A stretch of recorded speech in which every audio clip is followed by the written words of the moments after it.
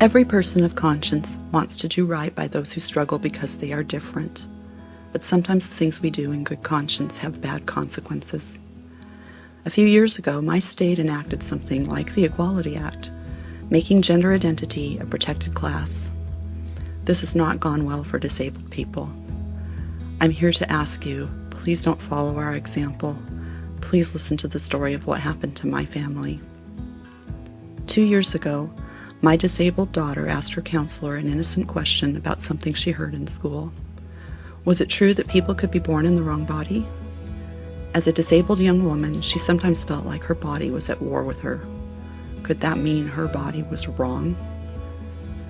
Because my state has made gender identity a protected class, my daughter's therapist was required to tell her, yes, if you believe you're in the wrong body, then you are.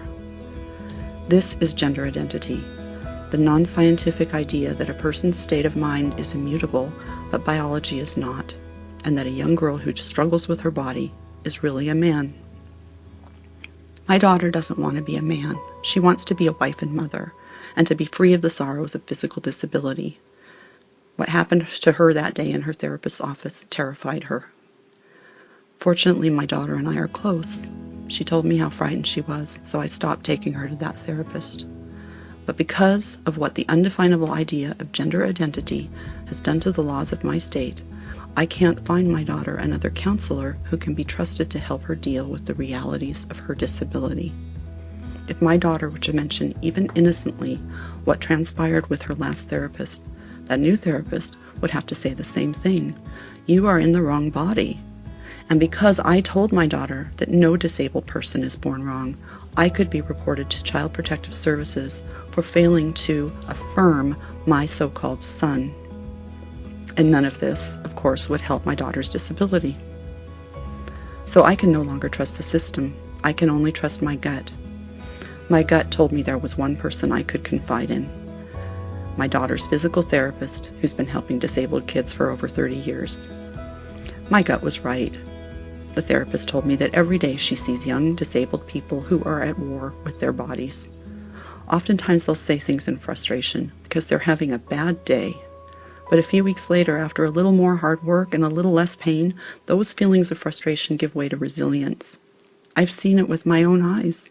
My daughter leaves the therapist's office confident and hopeful for the future.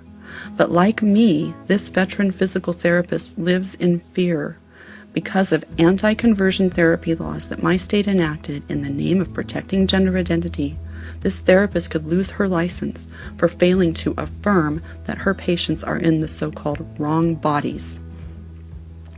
Gender identity is like kryptonite to disabled children. Investigations in the US and UK are showing that there is an epidemic of teens who are suddenly and without previous history of sex-atypical behavior becoming convinced that they're in the wrong body after being told as much online or at school or in the counselor's office, and the overwhelming majority of those kids are disabled. Meanwhile, my daughter will need many more years of physical therapy and surgery, and most of it isn't covered by our insurance. But our insurance would gladly pay to remove my daughter's breasts and build her an experimental false penis today, no questions asked, and without my consent, because the laws in my state that were enacted in the name of gender identity, my state's single-payer provider has a several million-dollar backlog of patients waiting for gender reassignment procedures, and as a result, disabled patients like my daughter with serious medical problems are going without treatment. In my state's effort to be kind to those who are different, it has done the opposite. Wherever states have encoded gender identity into civil rights law, thousands of families like mine, whose only crime was wanting the best available information for their struggling disabled children, must now forego medical and mental health care because they can't trust that health practitioners will be allowed to present all of the medically accurate information that disabled children are entitled to under the principle of informed consent. Simple, ethical health care of the disabled can get practitioners fired and parents reported to Child Protective Services. Gender identity has no fixed meaning, but laws do. When we put something vague into the law, no matter how well-intentioned, the result is chaos and harm. Please don't consign the United States to the hell my state is experiencing. Please leave gender identity out of the Equality Act.